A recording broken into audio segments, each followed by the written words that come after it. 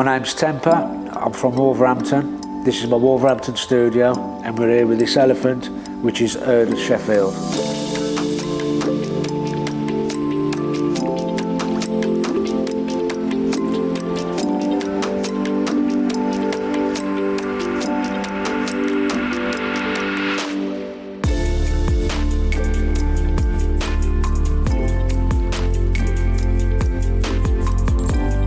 Welcome back to my podcast, The Steve and Sulley Study. I'm here at Woodbury House again, and I'm very honoured because I've got a fantastic artist in front of me.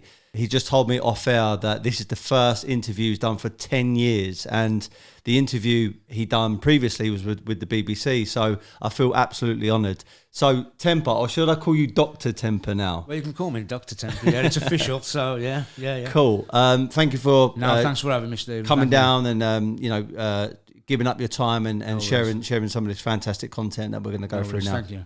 Cool. God bless. So, I know it was a bit of banter, but the doctor, where's that come from, and what does that mean? Because I didn't even know that you could be declared as a doctor for graffiti. So tell me a bit more about that. So what's happened is over my career of like 25 years plus, I've done so many like sort of firsts and advancements of the art form. They done some research and decided to declare me as a doctor of art. Amazing. For my graffiti. So Amazing. I'm going to be having my little hat and my robes and walking through Wolverhampton in about 3 weeks' time. Okay. Something like that. So to get that though, is there certain like boxes ticked in order to get that kind of recognition? Yeah, I think what they have to do is they have to prove that like my accolades are 100% real. And it's not just marketing sort of lines, like, if you understand what I mean. So, like, I had the award from the Queen for I Sheriff Award, and that was for my contribution to art and community, for what I did in Birmingham and changed people's perception of graffiti and the art form. Also, like, I was, for about 10 years, I was really, like, pretty much on my own, pre-Banksy, pretty much on my own, like, sort of fighting the cause through the media and stuff like that. So, and plus, like, some of the accolades that I've done, people are not aware of. Like, so I took Sprite Coca-Cola. I had 100 million signatures on it. Okay. And I took it from 4th place to 1st place in the lemonade market just by doing the artwork on it. Amazing. So, like, things like that was like people are not knowledgeable about it, but like it's been done. So they had to prove that was right.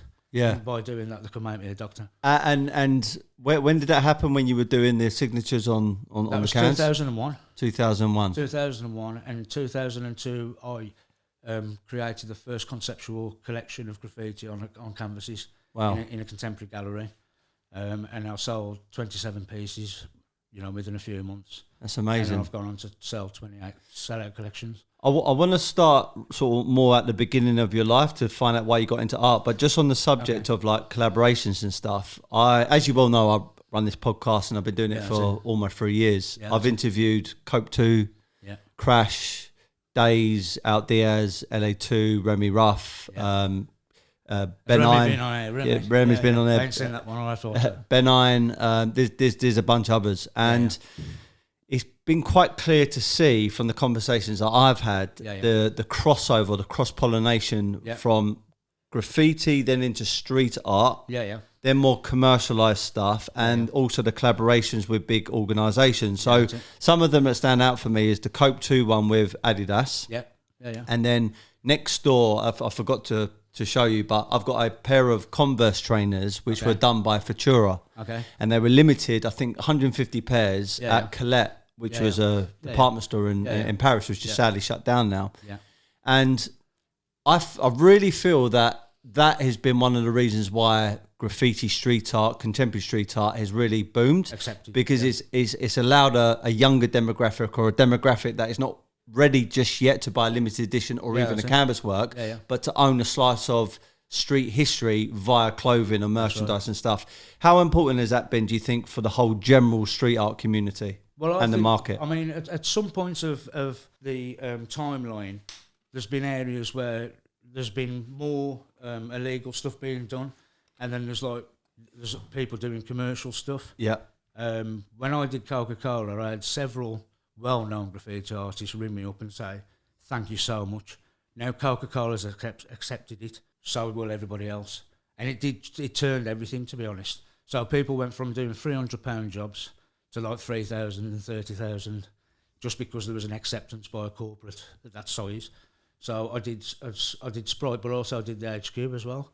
Okay. Yeah. So, wow. Yeah. How did that feel when you done that? Andy Warhol's the only other person to Coca-Cola twice. Really? Apart from me. Oh, that's amazing. How did you feel when you done that? I don't feel nothing. I just move on to the next thing. It's really weird.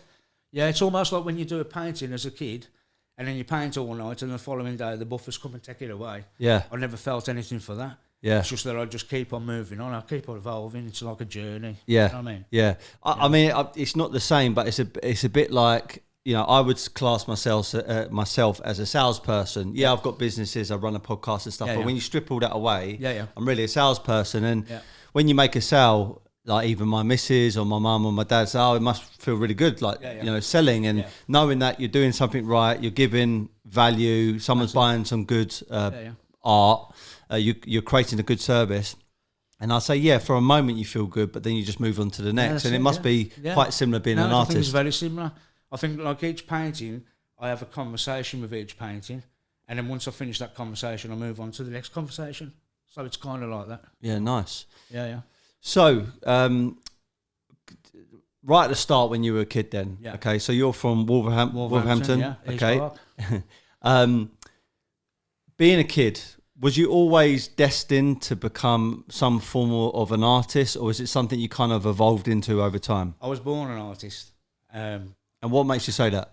Well, my mum says that I used to walk around the streets with a pushchair, with a doll that I poked the eyes out of, with a physics book that I used to say it was my Bible, kissing lampposts.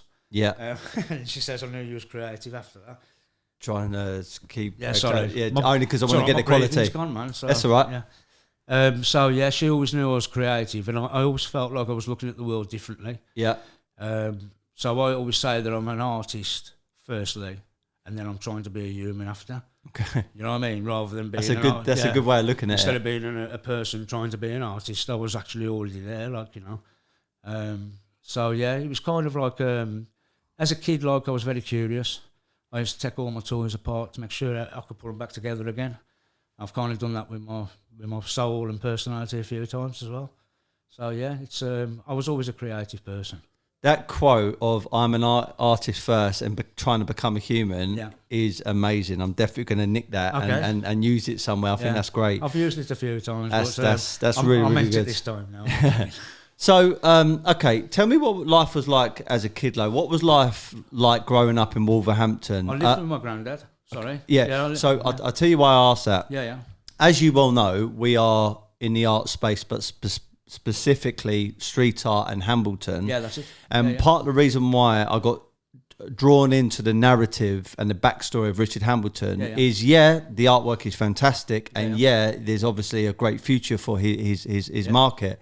However, I don't know whether it's me being a bit sick in the head, but I like the controversial stories, and I like the kind of edginess that New York was back in the 70s and 80s. There were gangs, there were drugs, there was prostitution, there was stabbings, there were shootings, and all of that factored into the great artists that were in that era. Yeah. So what was Wolverhampton like? Was it similar to what you just described? Was it similar, or was it slightly we had different? The Wolverhampton riots.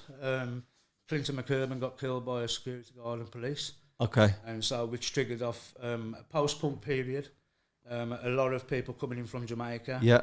A lot of mixed unemployment. A lot of things going on. Very, very desperate. A lot of people was. So it was kind of similar sort of feeling, like, you know. Okay. And like people like Goldie used to say that like Bronx was similar to the area where we was. So I interviewed a guy yesterday who, funny enough, Aaron from Dark Circle knows pretty well. Yeah. He's actually on the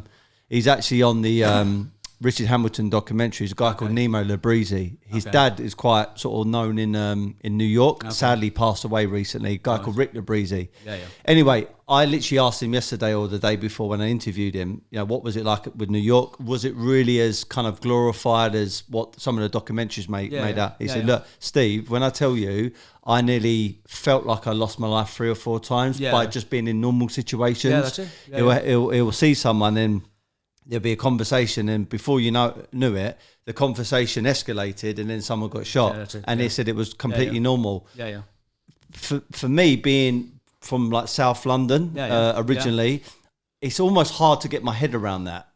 But I do understand by reading, looking at documentaries, and also speaking to people that kind of culture was actually happening in the UK, in certain parts of London, which I wasn't really exposed to, but also in different parts of the country. I mean, Birmingham being one, I think. Obviously, now you're saying Wolverhampton. So was it really as dangerous as that sometimes? A lot of the time, yeah. I mean, there was a lot of... I held my first gun when I was 14. Okay. You know, not for any purpose, like I was just giving it to shoot. Yeah. So I put my hand around the wall like that and shot it through my arm back. It was as exciting as all this stuff. But yeah, I mean, there's been a few times I got stabbed outside the kebab house. Did you? Yeah, and stuff like that, didn't I? Yeah. So I'm going to ask you an obvious... I'm not going to say that like, my life was like some sort of gangster stuff. But there's a lot of... But you were in that environment, Yeah, I was in the environment. So every single one of them are so proud of me as well now. Yeah. So crack dealers, all right through to little old ladies, you know, they all think I've done really well. Well, do you know what? Funny you should say that. I always say this on my podcast as well. Part of the reason why I love the art market so much, opposed to, let's say, property or stocks and shares or something else, like different financial markets, you seem to... gravitate towards all people from all walks of life. I've had people in here which are just, I would call regular people. Then you have like multi-millionaires, you have celebrities, you have very, very influential, powerful people. And it seems like a bit of a melting pot. The art market is a melting pot for all different individuals. And like what you just said there, you've got, let's say, dealers from older, females appreciating you as an artist and your work. And I mean, plus, when you think about the 80s, when it first started all happening, it sort of kicked off in Wolverhampton and Bristol first, Graffiti. Because a lot of their community was like travelling to their families in New York and stuff, so it came to us really early. And I think Goldie have verified that as well. And so, like, he was already, like, going backward and forth, like, with, like, the TWC, Wild Criminals, and TNT and TAT and all that, so... That was all happening really early on. And like there was all this media campaign about how destructive it was and how horrible it was. It was gang related and this that, and the other.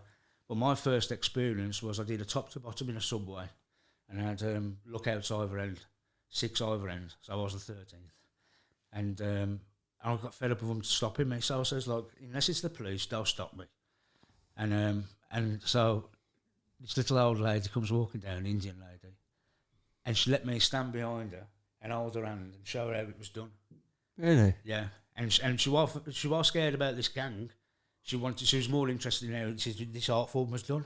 But she could see it going up, but she didn't know how it was done. So she let me stand behind her and I did that. Amazing. So I knew that it wasn't what the media was making out, Yeah. So that's why I've never had any hesitation in like pushing the art form, Yeah.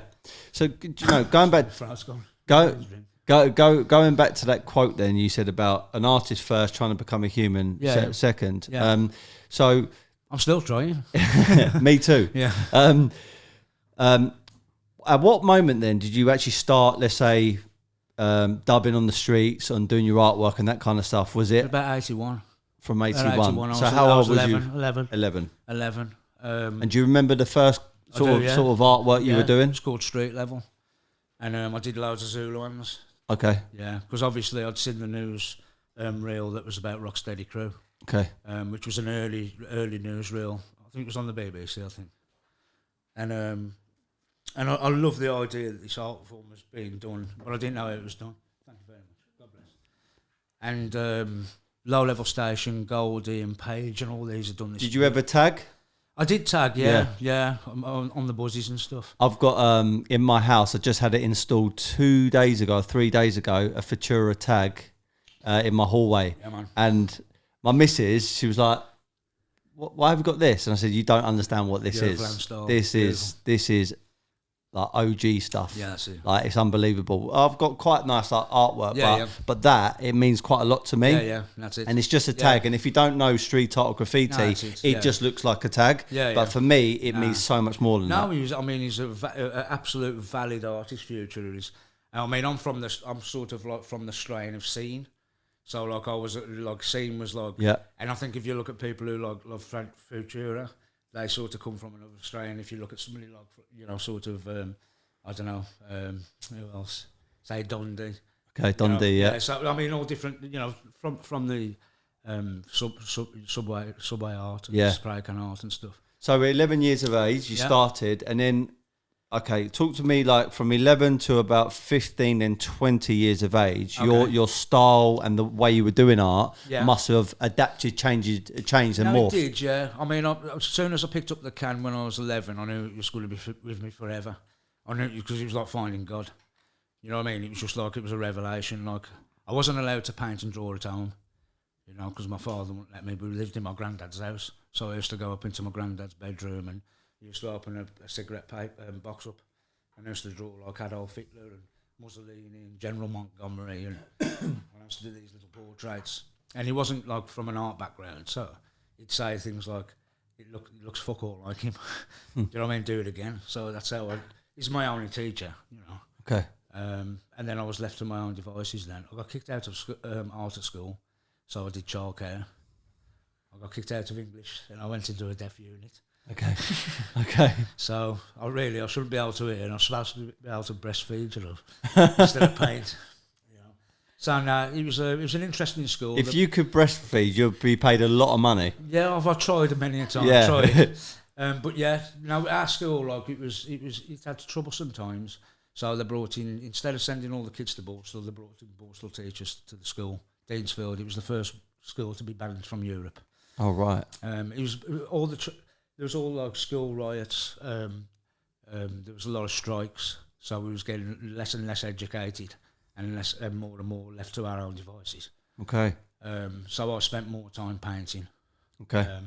And I was a b-boy as well. So like I was a popper, you know, a body locker, whatever you want to call it. Okay. So I was in a crew called Phase 7.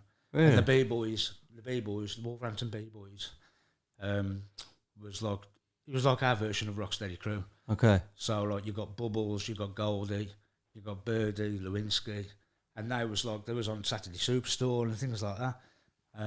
So I was affiliated with them. So that's, you know, in 92, I think it was 92, I painted with Goldie.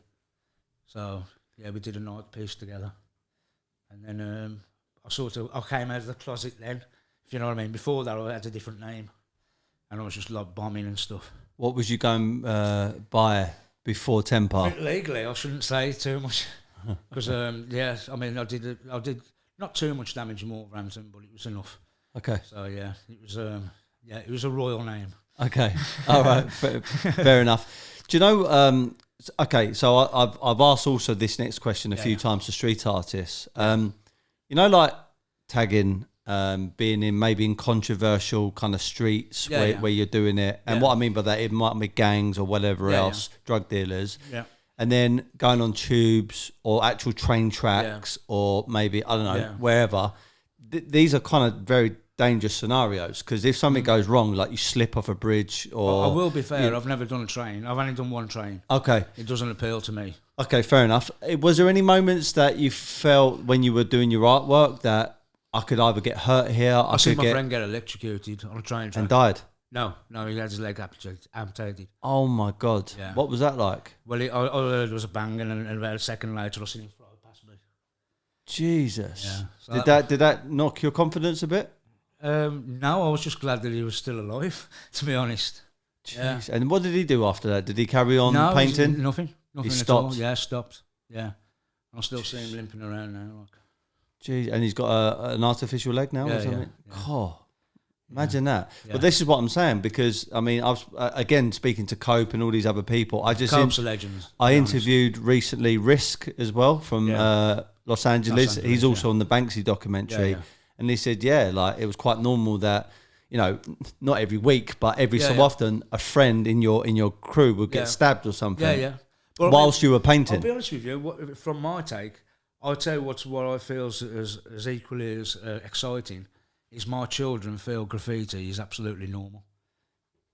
Do you understand what I mean? It's like, rather than it being like completely like unaccepted, because I'm the parent and it's what their dad does. Yeah. Yeah. I mean, them older kids now, like, but what I'm saying is through that. I love the generation that actually don't look at it as a difference. They see it as an acceptance, it's part of everyday life. Culture. Yeah. And that's what acceptance doesn't mean to say that it's got to be sellout.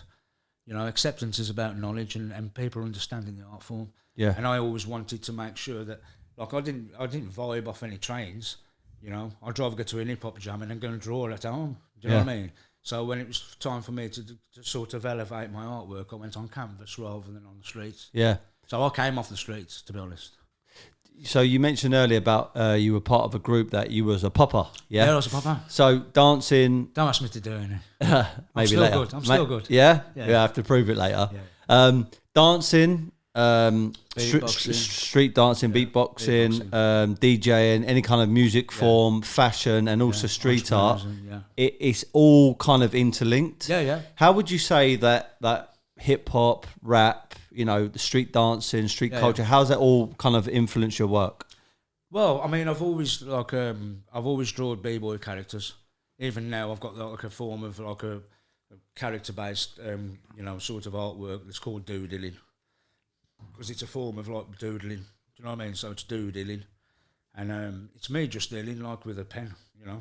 And I've kind of like evolved them characters from the 80s. So like they've almost like I had an art critic say that it's like equal to Picasso, because when you look at my characters, like you believe that they've got these facial features, but really all they've got is one slit. Do you know what I mean? They've got no mouth, they've got no nose, they've got no behaviour happening, but you can feel exactly what they're doing. Yeah. So like over the years, I've minimised their features. So now they've just got one eye, you know, and that's like sort of I don't know, like taking something and minimising it so much that it becomes like its own form in itself. So that's one of my signature styles, but I'm an hip hop boy from day dot. You know what I mean? I'm like an encyclopedia. And I've been fortunate to meet quite a few. I did Master Ace's last album cover as well. So like I did Master Ace's last album cover, The Falling Season. And as a kid, like I used to grow up listening to him. I named my son after Big Daddy Kane. And became friends with him. Your son was actually the reason why, part of the reason why I hit you back up. Obviously Aaron, but then Kane said to me over Instagram, I like you interviewing all these street artists. Did he say something like, if you've done coke too, you got to do my dad or something? He said if you're interviewing legends in the street art sector, you need to interview my dad. He's a good writer himself, actually. Is he? Yeah, he writes photo.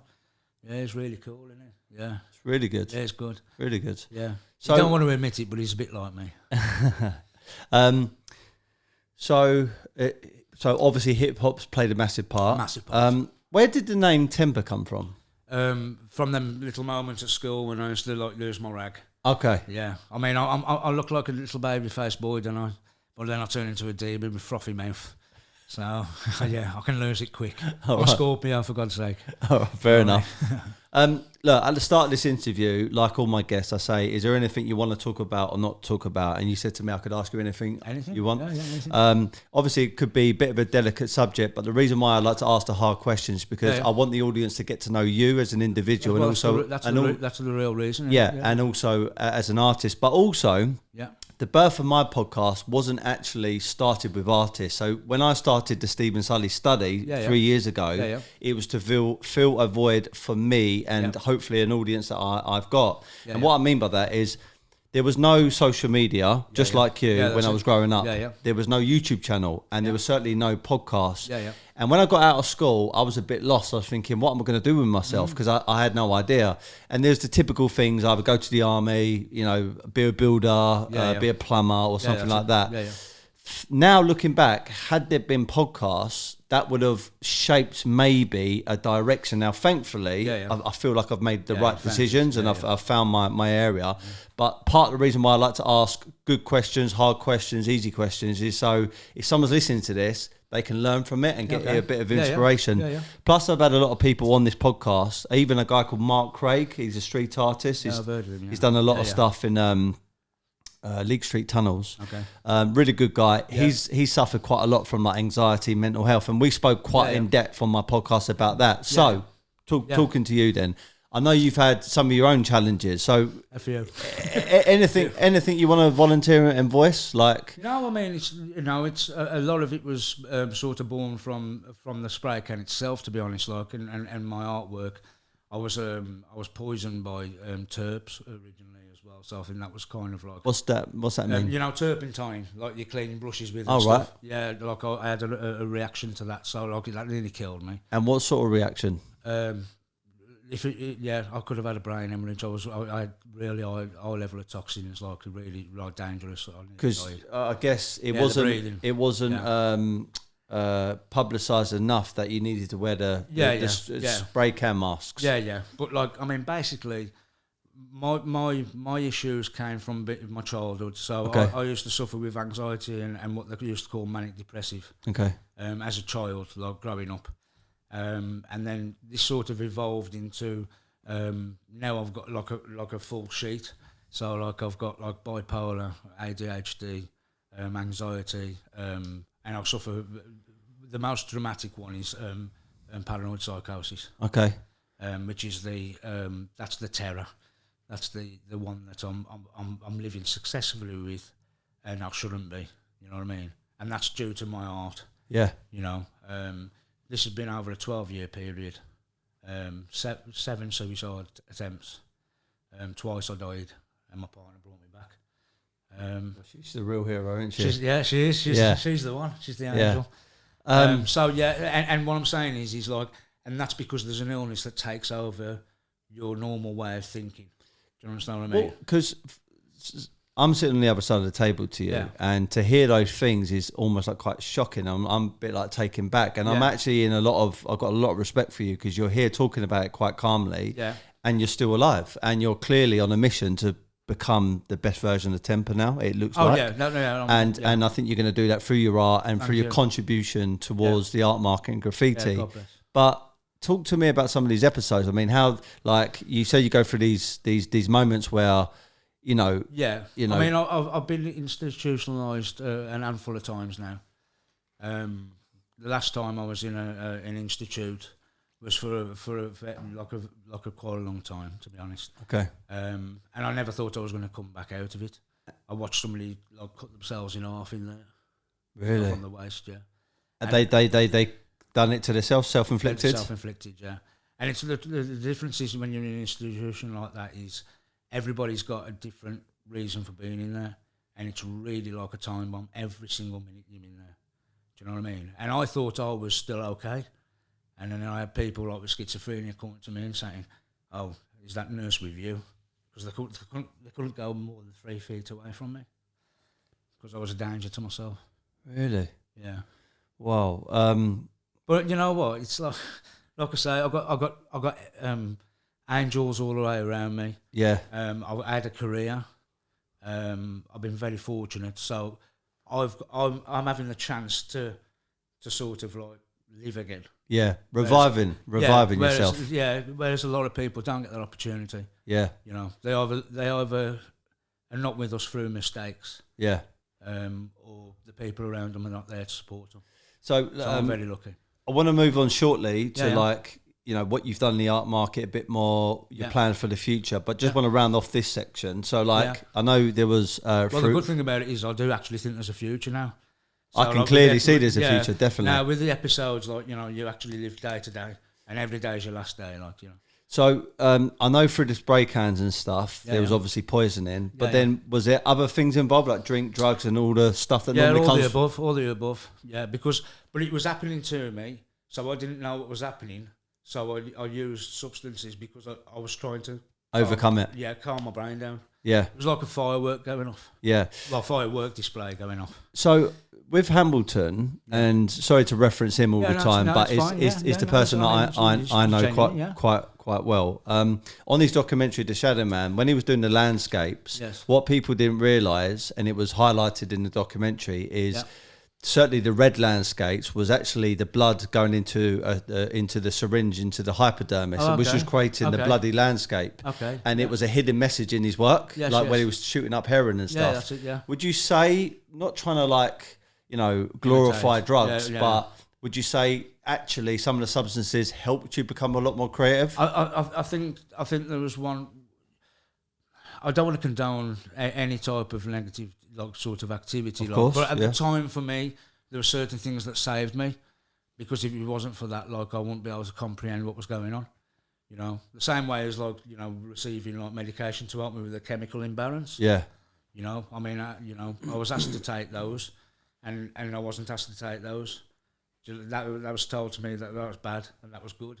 So I took both. Yeah.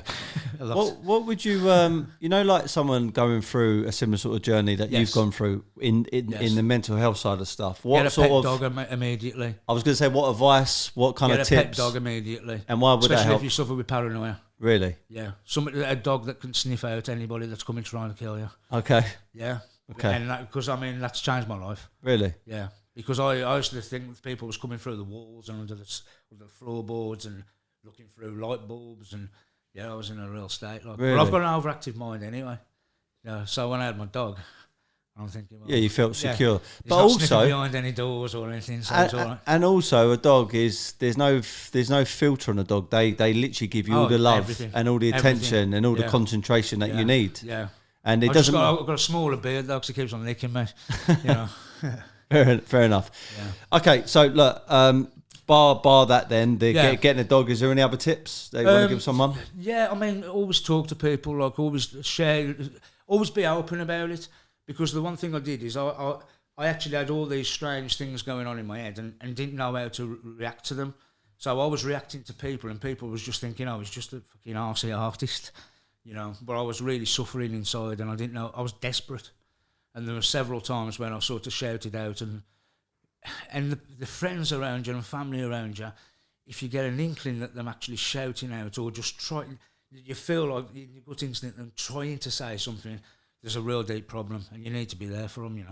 It's because everybody's in pain, especially coming out of this, this pandemic. It's like I actually says I feel more normal now because I've seen every normal person turn into somebody that's like conspiracy theories, panic, depression, and they've actually crossed paths with me now, and I think that I've had normal people sort of feel suicidal around me, and so luckily for me, I've been through everything I've gone through, and I've got some of the ways of getting through that for the people that are desperate now.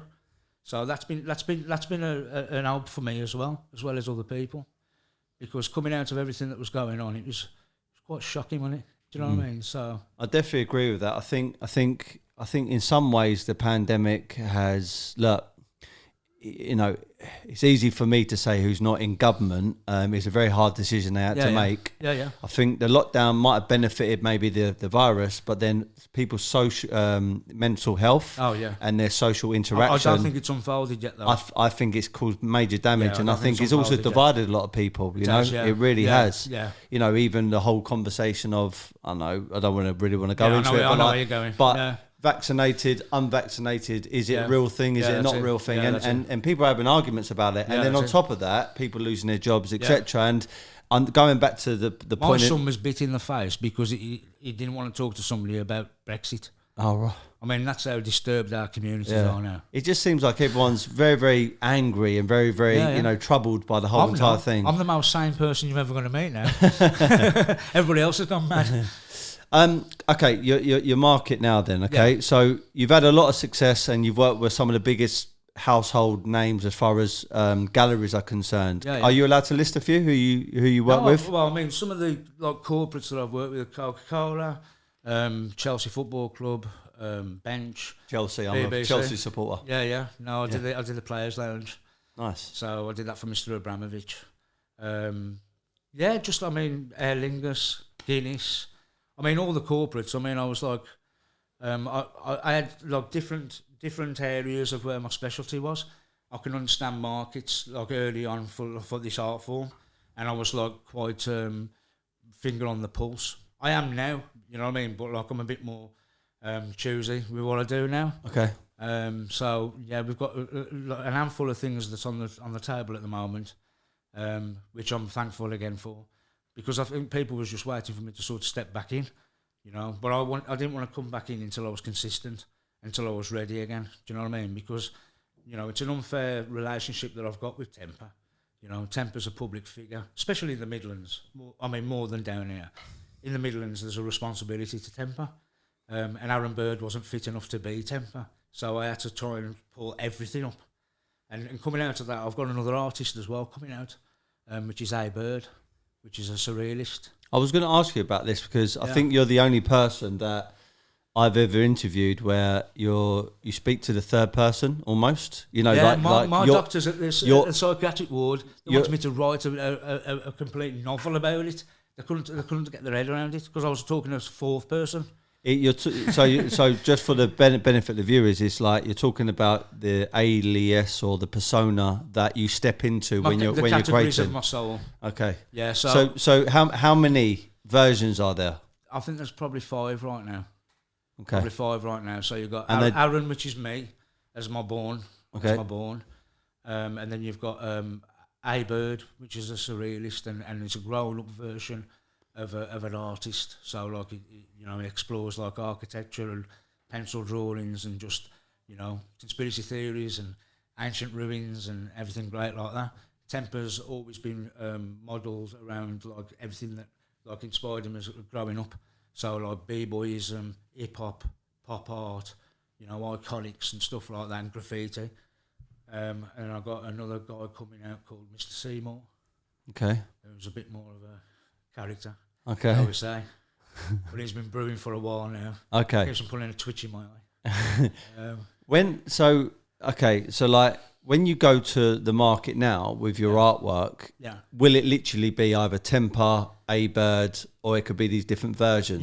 Yeah. And you have a different strategy and a different style for each and every single one. People. So it's completely different people. I mean, A. Bird, I can't be in the same room as him when he's creating. And do you feel like... What I'm saying is, as Temper, I'm sitting here as Temper. So as Temper, like, you know, Aaron's really private and wouldn't want to sit here and talk to anybody. You know, Temper can, and A. Bird has got something else to follow. Do you know what I mean? He would want to talk to you about something a bit more abstract. Okay. Yeah. Have you seen the growing sketch? I haven't, no. The big 11-foot one pencil drawing? Not too sure. Maybe that's if A. Bird. Okay. Bird. I think Aaron from Dark Circle has shown me a few things before. Yeah. All fantastic stuff. But thank you. God bless. Really is.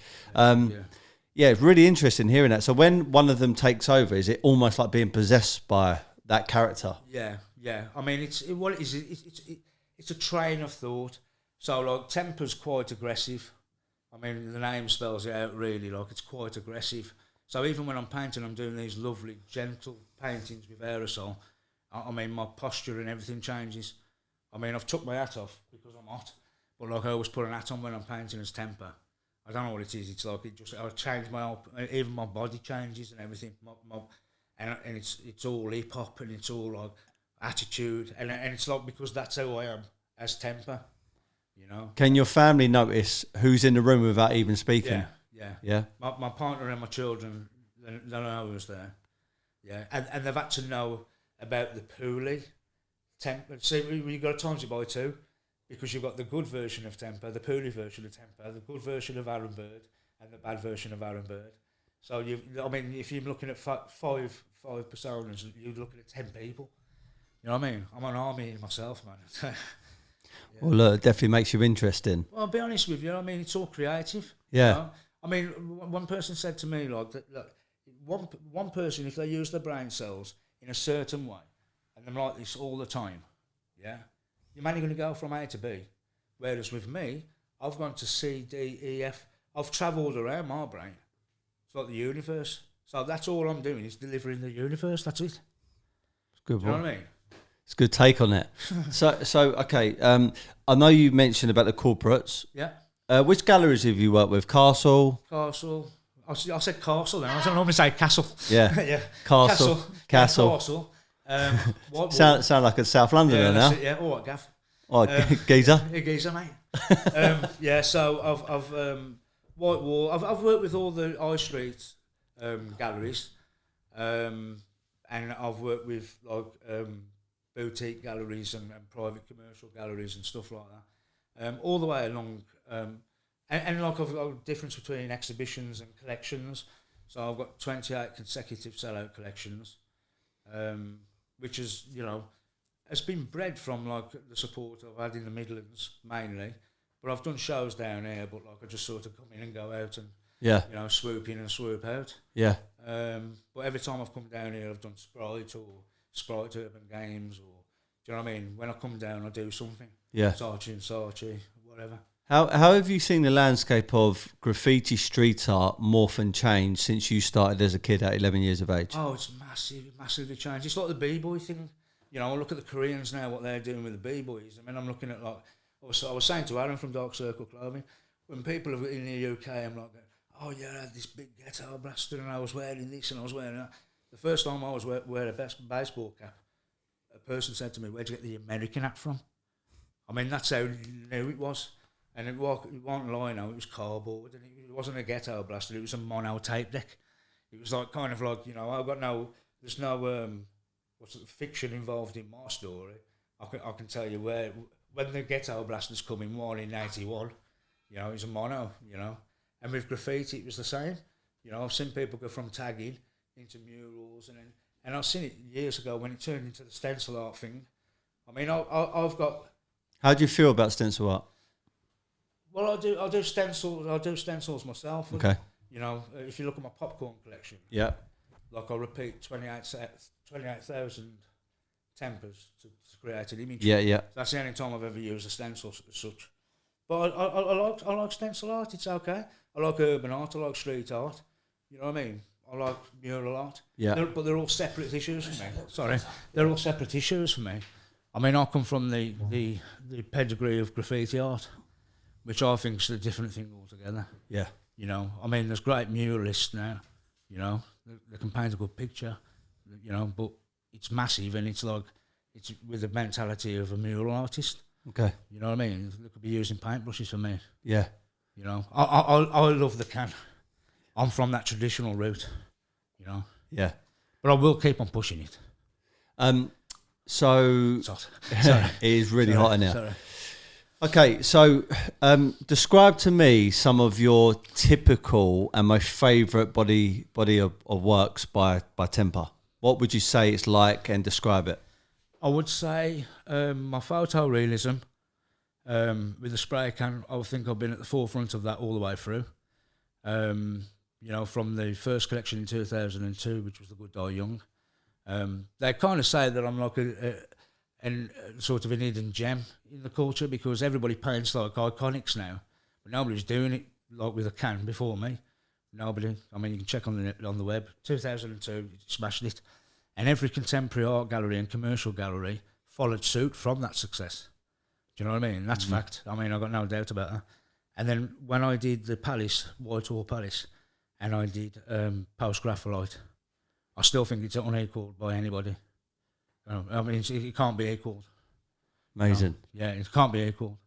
I mean, it was fascinating, the process that I did. No trickery, no changing nozzles, just me in a can. And that says it's like a Michelangelo. So, raw and authentic. I love it. I love the can. It comes out 130 miles an hour, the paint does. And I have to control that. I'm a control freak, so, What are we going to expect from Temper moving forward? What type of work? Well, first of all, I'm going to be consistent because my health's back. So, yeah, that's the first thing that Amen to that, mate. Yeah, thank you. God bless. And secondly, I'm going to push the boundaries of the spray can. Okay. More than I've done with anything that I've done before. And yeah, there's lots of narrative. I've got 78 concepts of collections that I want to do. I've sold out 28. I want to sell out another 70 odd. Lovely stuff. You know what I mean? And it's not about the money. It's about the success that it creates and the doors it opens up, Yeah. Yeah. I mean, I've had children. I mean, one of the best things that I've ever done was I did a portrait of a child who had a freak accident in a boat, and his parents. And I mean, I'm not going to do the whole story, but like basically his parents thanked me for bringing their son back to them. Wow.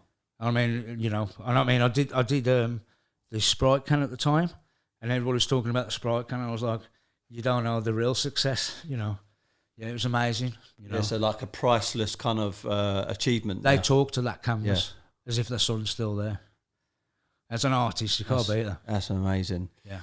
You said something now which I do definitely agree with, and it resonates with me, which was, you know, opening doors, and, you know, it's basically success, opening doors for more success. Yeah. But you also mentioned about the money, okay? And this is a point I want to get onto as well. Yeah. You've obviously got art for the creativity, the narrative, the story, to talk about, you know, a journey that an artist or an era has gone through. Yeah. And people use that to decorate their homes, their offices, their properties, collect, just enjoy it. And like you just said, talk to the painting, you know, really get connected. But there's another side to art, which is the trading. Yeah. I've just recently done a art and finance course with Sotheby's. I didn't have to, but I just thought, I'm in the art market. I kind of should probably do something like that. Teach me if you think it's a... So, to be honest, I don't remember any of it. And anyway, I've done it for 6 weeks. We passed it, me and my business partner. Yeah, yeah. And a lot of it was to do with like the trading of art and how historically certain artists have gone to strength to strength. Yeah, yeah. Jean-Michel Basquiat is one of the key ones. Back in the 70s and 80s, his canvas works were selling for $10,000. One sold in 2017 for 110.5 million, which is mind-blowing. And that's not just one. He's had multiple multi-million pound sales. I'm hoping to have a couple of them. Yeah. So I was going to ask you, as an artist who's in it for the creativity and also to express yourself, how do you feel? What's your view? What's your take on when people are trading it and the amount of money that is generated from art? Well, in the graffiti art market, I think I'm the only one to generate 21 million. You know, and that's what I've done with my hand. You know, just with my one hand, which is incredible. So when they calculate it, I've made about 21 million. Amazing. Not for myself, but like my graffiti's generated that. Yeah, in sales. Yeah. So it was nothing. And then my hand created something and made 21 million. So, like, I was going to get on to an obvious name, which is Banksy. And obviously, Bristol... I love him. I just don't like the 10,000 wannabes. Yeah. Bristol, Birmingham, Wolverhampton, you know, Midlands, etc. That was kind of like the birth of that movement. Yeah. When you see someone like Banksy's pieces going, I think the last auction was like 16.2 million pounds. Yeah. How do you feel when you see that kind of stuff? I think it's a different genre. I think it's a different tool that's getting them there. Marketing, clever marketing, clever stunts. Without question. I mean, but it's still deserved. Yeah. Do you know what I mean? Like I say, I mean, I've met him on several occasions. I think he's great. Robin, his name, yeah. I wouldn't know. I wouldn't know. I know he's very good looking if you listen to this.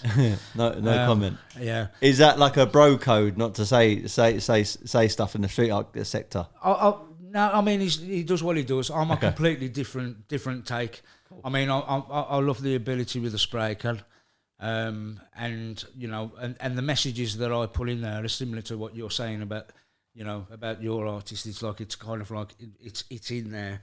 It's not there. It's not in your face. So I'm like, instead of being like Rambo, I'm more like a ninja. I'll come in and quiet and I'll kill everybody. You know what I mean? With my work. But yeah, no, I mean I'm happy with where my career's gone. I'm happy where I've gone personally, and I'm glad to be on the road back. But I'll never run anybody down for doing what they're doing, especially if they're the first generation of what they're doing and then the originals. Yeah. That's what I say. I mean, I love Banksy's work. I think it's great. There's a place for it. You know, I've had a relationship with him a few times. Do you know what I mean? So, what's he like as an individual? I think he was a nice lad. I think he's a nice lad. And to be honest, like a lot of media when he first started coming out, a lot of media was trying to get like me to have bad words to say about him. But I couldn't. You know, he's all right. Yeah, he's all right. I interviewed a guy called Black the Rat. Yeah, that's it. Yeah, from Paris over Zoom, and he's a really nice guy.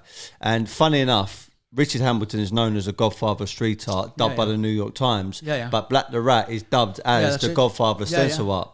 And when I asked him some questions about Banksy, I was expecting him to say some really bad stuff. No, in actual fact, it was the opposite. And his words were to me, I thank Banksy because because his market's gone so well, as in Banksy's, he's actually pushed up his market and made him a lot of money off the back end of it. I mean, I had Blind Mice Clothing in '94, and I was doing a stencil mouse. But I mean, I don't go around saying, "Oh yeah, Banksy copied me." Do you know what I mean? It's like, he does what he does, and he does it well. Yeah. And I'm very thankful that he thinks I'm a great painter as well. That's good. And so, like, I've never gone into this tit for tat crap. You know what I mean? I mean, there was a group of us at one point where you didn't have like 10 million people doing graffiti. There was probably 12 people in this country doing it professionally. That's it. And I was one of them, thankfully. He was one, and he was one, and he was one, and he was one.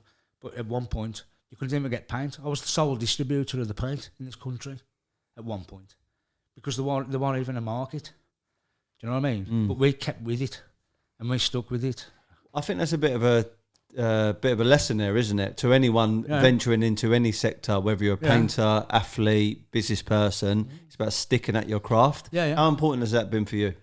I mean, I've been to mental institutes. I've gone broke. I've gone from having £1 million to nothing. You know what I mean? I've gone through everything. Lost time with my children. I've done everything for my art. I can't do any more than what I'm doing. I follow my path and I'm true to it. That's good. Is there any artists that you have collaborated with? I've collaborated with a few people. Like, I mean, I share management now with Willard Wigan, and we're going to do like a couple of pieces with each other. So that's something that I plan to do.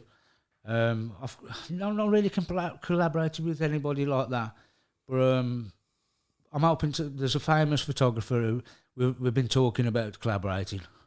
So can I know? You, yeah. Well, we spoke to Clive Arrowsmith. Okay. So yeah, who I think's one of the most amazing creatives this country's ever generated. Okay, that's cool. That's very, very exciting. Yeah. And question I like to ask all artists or anyone in business or anything.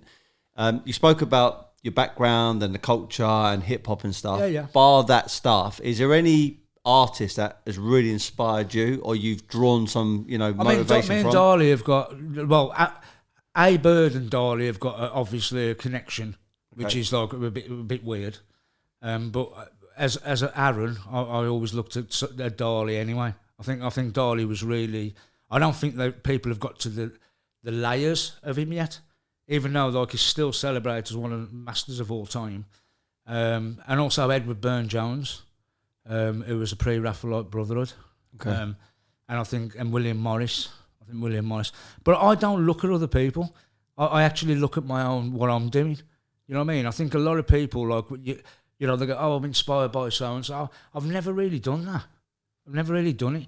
I mean, I've probably, done my own thing, like, and it's probably been close to somebody else's kind of thing, but it's been from me. Yeah. You know what I mean? So, and it's like, around my area, I'm a royalist, I like the Queen. But in my area, they ain't accepted. But because I feel like that, Yeah. You know what I mean? I ain't bothered what the people don't like. That's fair enough. Yeah, that's what I mean? authentic and true to yourself. That's it. Talk to me. That's why I don't like looking at the Sex Pistols artwork. Okay. Yeah. When I say God Save the Queen, I mean it. Yeah. You know what I mean? Talk to me about a typical collector of Temper's work. Who are they? Well, I've had everybody from. I had this one guy who collects my work who owns a graffiti removal company.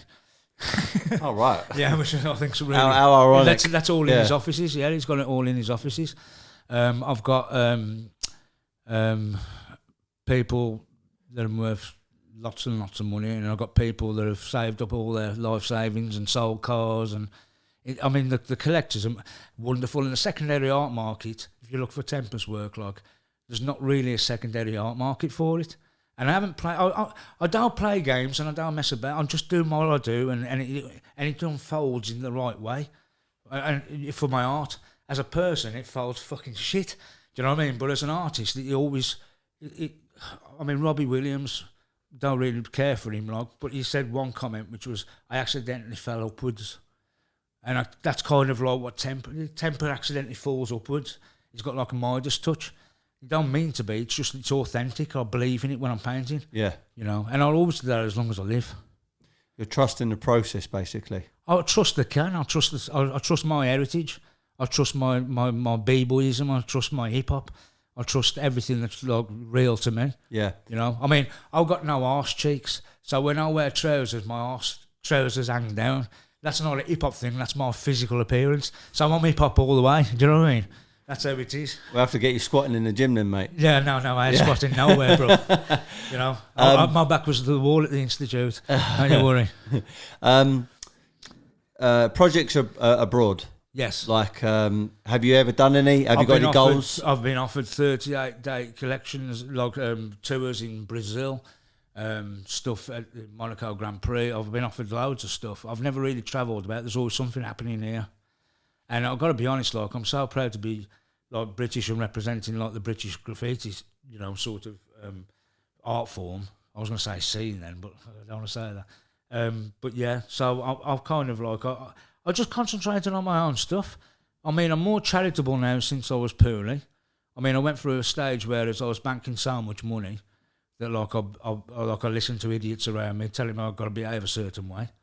And then now I've sort of like re-registered, hit the deck, and then I'm rising back up, and I can see the reason why I've had to do that. And like I'm making donations and helping people now, whereas I never used to do that. So that's a part of the success for me now. Yeah. Do you know what I mean? That's good. Yeah. I know you said about selling like 70 other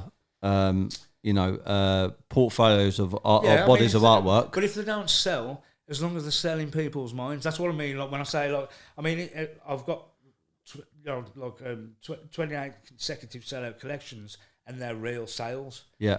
But going forward, like, it's do people buy it? Yeah.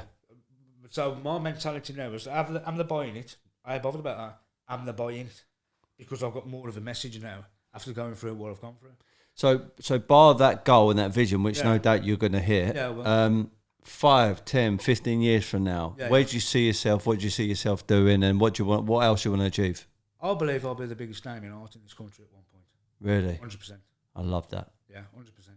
That's good. I don't know how or why, but Mother Universe has told me.